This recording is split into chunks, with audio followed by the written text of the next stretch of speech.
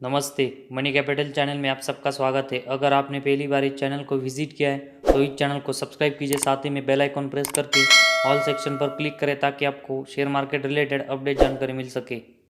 तो आज हम इस वीडियो में genius paper and board limited इस कंपनी के बारे में फुल इन्फॉर्मेशन देखने वाले हैं, जिसमें कि ये कंपनी कौन से बिजनेस सेक्टर में काम करती है, साथ ही में कंपनी की जो फाइनेंशियल है वो कैसे है, तो उन सब के बारे में फुल इन्फॉर्मेशन हम इस वीडियो में देखने वाले हैं।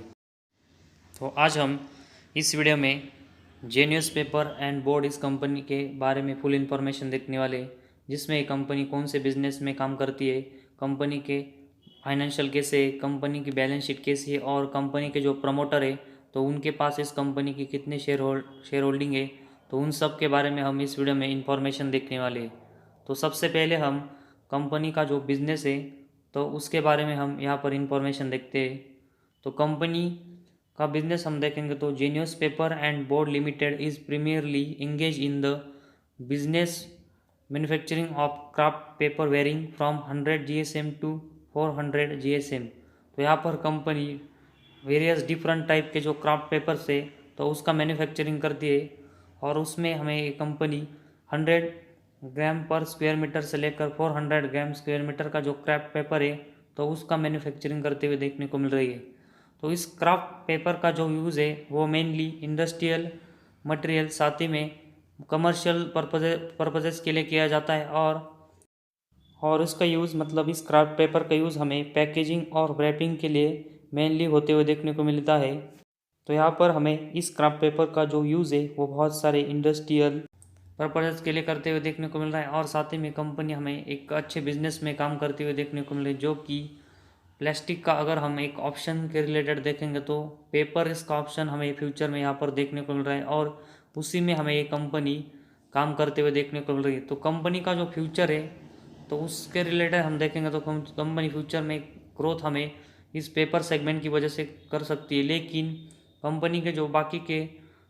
इम्पोर्टेंट पॉइंट्स है तो उसके ऊपर भी हमें नज़र डालनी पड़ेगी कि वो कैसे हैं। तो उसके बाद हम इस कंपनी के बारे में सोचेंगे कि हमें इस कंपनी में एक अच्छी खासी इन्वेस्टमेंट करनी है या फिर इस कंपनी का शेयर को अवॉइड करना है। तो सबसे पहले हम यहाँ पर जो इम्पोर्टेंट पॉइंट है तो उसके बारे में हम देखेंगे तो यहाँ पर स्टॉक का पी है वो हमें 32.6 देखने को मिल रहा है, जो कि यहाँ पर हमें इतना भी ज़्यादा इस कंपनी का पी रेशियो देखने को नहीं मिल रहा है, और एक अच्छे वैल्यूएशन पर यहाँ पर कंपनी ट्रेड करते हुए देखने को मिल रही है। साथ ही में बुक वैल्यू हमें इसकी 15.8 देखने को मिल रही है, और इस कंपनी का जो शेयर है वो हमें यहाँ पर 12.8 रुपीज़ पर ट्रेड करते हुए देखने को मिल रहा है, और उसकी बुक वैल्यू हमें 15.8 रुपीज़ यहाँ पर देखने को मिल रही है। तो उसकी वजह से कंपनी के जो बुक वैल्यू है तो उससे हमें कंपनी का शेयर कम वैल्यू पर ट्रेड करते हुए देखने को मिल रहा है, जिसकी वजह से कंपनी एक हमें अच्छे वैल्यूएशन पर यहाँ पर देखने को मिल रही है। तो इसके बाद हम कंपनी के जो रिसेंटली हमें क्वार्टरली रिजल्ट अनाउंसमेंट होते हुए देखने को मिले तो उसके बारे में हम यहाँ पर इंफॉर्मेशन देखते हैं। तो सबसे पहले हम यहाँ पर जो Q2 के रिसेंटली मतलब Q3 के रिजल्ट है वो अभी हमें पता नहीं चले, लेकिन Q2 के रिजल्ट है तो उसके बारे में हम यहाँ पर देखते हैं। तो यहाँ पर कंपनी का जो सेल्स है वो हमें 114 करोड़ का देखने को मिल रहा है, और जो इसके एक्सपेंस है वो Q2 में हमें उतने ही 114.14 करोड़ के देखने को मिल रहे हैं। तो उसका मतलब कंपनी के सेल्स और एक्सपेंस हमें सेम ही देखने को मिल रहा है, तो इसका इम्पैक्ट हमें कंपनी के ऑपरेटिंग प्रॉफिट मार्जिन और कंपनी के जो नेट प्रॉफिट है तो उसके ऊपर होते हुए देखने को मिलेगा। और Q2 के जो यहाँ पर हमने सेल्स और एक्सपेंस देखे तो कंपनी के जो सेल्स है वो हमें एक्सपेंस से ज़्यादा देखने को मिले, तो इसकी वजह से हमें कंपनी का ऑपरेटिंग प्रॉफिट यहाँ पर अच्छा देखने को मिल रहा है, जो कि Q2 में हमें एक्सपेंस और सेल्स सेम होने की वजह से यहाँ पर कंपनी का ऑपरेटिंग प्रॉफिट 57 लाख का ही कंपनी का ऑपरेटिंग प्रॉफिट देखने को मिल रहा है। और इसका इम्पैक्ट हम देखेंगे तो कंपनी का जो ऑपरेटिंग प्रॉफिट मार्जिन है मतलब कंपनी के एक्सपेंस और जो कंपनी के सेल्स है वो सेम होने की वजह से हमें कंपनी का ऑपरेटिंग प्रॉफिट मार्जिन यहाँ पर 10% से गिरकर 0.50% तक होते हुए देखने को मिल रहा है, और इसका एक ख़राब इम्पैक्ट हमें कंपनी के ऑपरेटिंग प्रॉफिट मार्जिन पर होते हुए देखने को मिला है। इसके बाद यहाँ पर हम नेट प्रॉफिट के बारे में देखेंगे तो कंपनी के जो एक्सपेंस बढ़े हैं तो उसकी वजह से कंपनी का नेट प्रॉफिट हमें -2.51 करोड़ तक जाते हुए देखने को मिला है, जो कि उससे पहले हम क्वार्टर में देखेंगे तो कंपनी का नेट प्रॉफिट 3.29 करोड़ का था, और पिछले साल के Q2 में ही हमें ये नेट प्रॉफिट 3.86 करोड़ का देखने को मिला था। तो कंपनी के जो सेल्स और एक्सपेंस हमें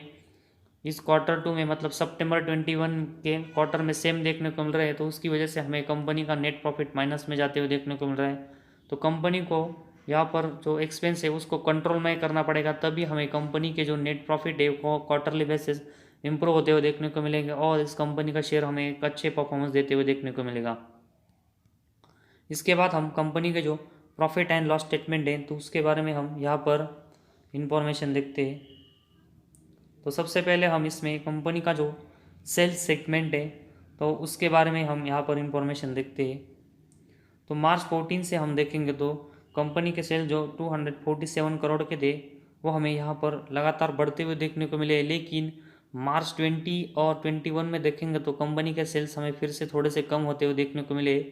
लेकिन कंपनी ओवरऑल हमें एक अच्छे सेल्स करते हुए देखने को मिल रही है। और इस जो ट्रेलिंग 12 मंथ्स है उसमें कंपनी का सेल्स हमें 374 करोड़ का यहाँ पर देखने को मिल रहा है। उससे हम पॉसिबिलिटी लगा सकते हैं कि कंपनी अपने सेल्स हमें आने वाले क्वार्टर में बढ़ाते हुए देखने को मिलेगी। और इस सेल्स का कंपेरेटिवली हम कंपनी के एक्सपेंस देखेंगे तो यहाँ पर हमें मार्च 14 से 228 करोड़ से ये कंपनी के एक्सपेंस बढ़ते हुए देखने को मिले और मार्च 21 में ये एक्सपेंस हमें 260 करोड़ तक होते हुए देखने को मिले। तो वही अगर हम ट्रेलिंग 12 मंथ से तो उसमें कंपनी के एक्सपेंस देखेंगे तो हमें ये 346 करोड़ के देखने को मिले, जो कि सेल्स के हमें एक आसपास ही देखने को मिल रहे। तो उसका इम्पैक्ट हमें ऑपरेटिंग प्रॉफिट, कंपनी की ऑपरेटिंग प्रॉफिट मार्जिन और कंपनी की नेट प्रॉफिट पर होता है कि नहीं, तो उसके बारे में हम यहाँ पर देखते हैं। तो सबसे पहले हम इसके लिए कंपनी की ऑपरेटिंग प्रॉफिट कैसे है तो उसके बारे में यहाँ पर इंफॉर्मेशन देखते हैं। तो मार्च 2014 में ये 19 करोड़, उसके बाद 26, 22, 36, 30, 27 और 26 करोड़ के हमें यहाँ पर देखने को मिल रहे। तो कंपनी के जो ऑपरेटिंग प्रॉफिट है वो लगातार हमें अप एंड डाउन देखने को मिल रहे। तो कंपनी को इसमें एक अच्छी ग्रोथ करके हमें ये ऑपरेटिंग प्रॉफिट इंप्रूव करने पड़ेंगे, तभी कंपनी का शेयर हमें एक अच्छे रिटर्न देते हुए देखने को मिलेगा और इसमें हमें अच्छी खासी तेज़ी फ्यूचर में देखने को मिलेगी। इसके बाद हम ऑपरेटिंग प्रॉफिट मार्जिन के बारे में देखेंगे तो हमें ये 8% से लेकर 11% तक हमें इसमें हाई देखने को मिला था, लेकिन मार्च 21 में फिर से हमें 9% का देखने को मिल रहा है। तो कंपनी का जो ऑपरेटिंग प्रॉफिट मार्जिन है तो उसमें कंपनी को 10% से ज़्यादा का ग्रो कर लगातार करना पड़ेगा, तभी कंपनी का ऑपरेटिंग प्रॉफिट हमें इंप्रूव होते हुए देखने को मिलेगा और कंपनी के परफॉर्मेंस में हमें एक अच्छी ग्रोथ देखने को मिलेगी। इसके बाद जो कंपनी के जो सबसे इम्पोर्टेंट पॉइंट है मतलब कंपनी का नेट प्रॉफिट है तो उसके बारे में हम यहाँ पर देखते हैं। तो ये हमें मार्च 14 में 10 करोड़ का देखने को मिला था। इसके बाद हमें ये लगातार गिरते हुए देखने को मिला, लेकिन इसके बाद हमें फिर से कंपनी का नेट प्रॉफिट 15 करोड़ तक बढ़ते हुए देखने को मिला, लेकिन इसके बाद हमें फिर से कम होकर इसके बाद हमें ये 8 करोड़, 9 करोड़ और इसके बाद हमें ये फिर से मार्च 21 में 8 करोड़ का देखने को मिला है। तो कंपनी का जो नेट प्रॉफिट है तो कंपनी को उसको 2 डिजिट से ऊपर लाना पड़ेगा, मतलब 10 करोड़ से ऊपर लाना पड़ेगा, तभी हमें कंपनी के जो नेट प्रॉफिट है वो अच्छे ग्रो होते हुए देखने को मिलेंगे और कंपनी का जो ईयरली बेसिस परफॉर्मेंस है वो इम्प्रूव होते हुए देखने को मिलेगा। इसके बाद अर्निंग पर शेयर के बारे में देखेंगे तो यहाँ पर हमें अर्निंग पर शेयर लगातार 1 रुपीज़ के नीचे जाते हुए देखने को मिला है और इसमें भी कंपनी को अच्छी खासी फ्यूचर में ग्रोथ करनी पड़ेगी। मतलब जो आने वाले Q3 के नंबर्स है तो उसमें भी कंपनी को ये अर्निंग पर शेयर है तो उसमें 1 रुपीज़ से ज़्यादा का प्राइस लाना पड़ेगा, तभी हमें इसमें एक अच्छी ग्रोथ देखने को मिलेगी। तो यहाँ पर कंपनी के जो प्रॉफिट एंड लॉस स्टेटमेंट हमें यहाँ पर देखने को मिले तो उसमें हमें कंपनी के सेल्स ज़रूर अच्छे देखने को मिले, लेकिन पिछले 2 सालों में कंपनी के जो सेल्स कम हुए तो उसमें कंपनी को ग्रो करना पड़ेगा। साथ ही में कंपनी की जो ऑपरेटिंग प्रॉफिट मार्जिन, कंपनी के नेट प्रॉफिट और अर्निंग पर शेयर में भी कंपनी को ग्रोथ करनी पड़ेगी, तभी हमें कंपनी के ईयरली परफॉर्मेंस इंप्रूव होते हुए देखने को मिलेगी और कंपनी अपने शेयर होल्डर को अच्छी रिटर्न देते हुए देखने को मिलेगी।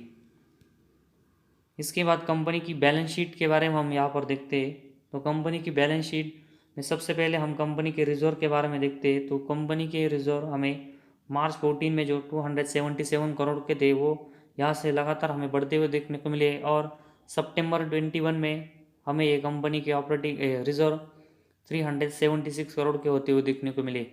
तो इसके कंपेरेटिवली हम यहाँ पर कंपनी के बोरेंग्स देखेंगे तो मार्च 14 में कंपनी के ऊपर 43 करोड़ का जो बोरेंग्स था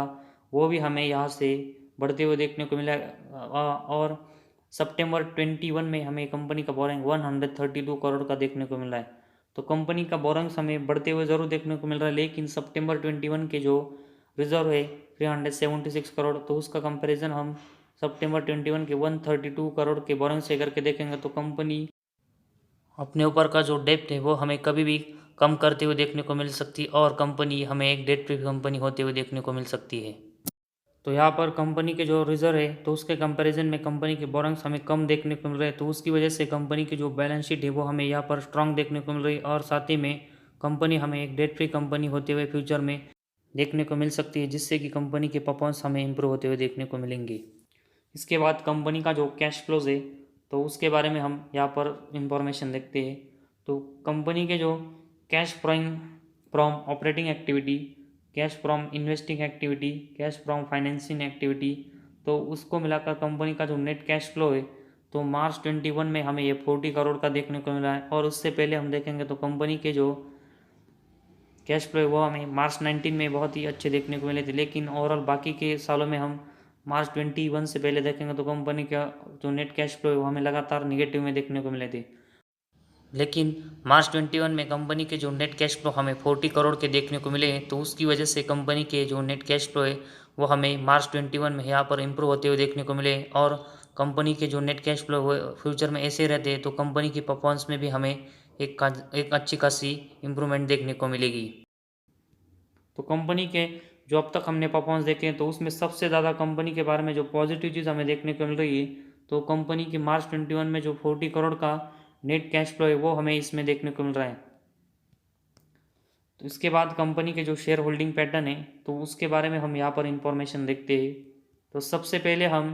प्रमोटर के पास देखेंगे तो यहाँ पर प्रमोटर के पास कंपनी के दिसंबर 21 में यहाँ पर 50.50% के हमें शेयर देखने को मिल रहे हैं। इसके बाद एफ के पास 0.10, डी के पास 0.04, इसके बाद पब्लिक के पास यहाँ पर हम देखेंगे तो 49.35% के हमें शेयर देखने को मिल रहे हैं। तो एफ और डी के पास इस कंपनी के ना के बराबर शेयर देखने को मिल रहे, लेकिन उनका हिस्सा भी हमें यहाँ पर देखने को मिल रहा है और एफ सितंबर 21 के मुकाबले में दिसंबर 21 में इस कंपनी में शेयर होल्डिंग बढ़ाते हुए देखने को मिल रही। तो प्रमोटर की एक अच्छी खासी शेयर होल्डिंग हमें इसमें देखने को मिल रही है और पब्लिक की भी एक अच्छी खासी शेयर होल्डिंग देखने को मिल रही है। तो कंपनी के जैसे हमें परफॉर्मेंस हमें स्टेबल देखने को मिल रहे हैं, मतलब एक एवरेज देखने को मिल रहा है, तो उसकी वजह से हमें यहाँ पर एफ और डी की जो शेयर होल्डिंग है इस कंपनी में ज़्यादा देखने को नहीं मिल रही। तो जैसे कंपनी के परफॉर्मेंस हमें इंप्रूव होते हुए देखने को मिलेंगे वैसे हमें एफ और डी की शेयर होल्डिंग इस कंपनी में बढ़ते हुए देखने को मिलेगी। तो ओवरऑल इस कंपनी का जो बिजनेस है वो हमें फ्यूचर से रिलेटेड देखने को मिल रहा है, लेकिन कंपनी फ्यूचर से रिलेटेड बिजनेस में भी काम करती है, लेकिन कंपनी को एक अच्छे परफॉर्मेंस के लिए कंपनी के जो क्वार्टरली रिजल्ट है और साथ ही में जो प्रॉफिट एंड लॉस स्टेटमेंट है तो उसमें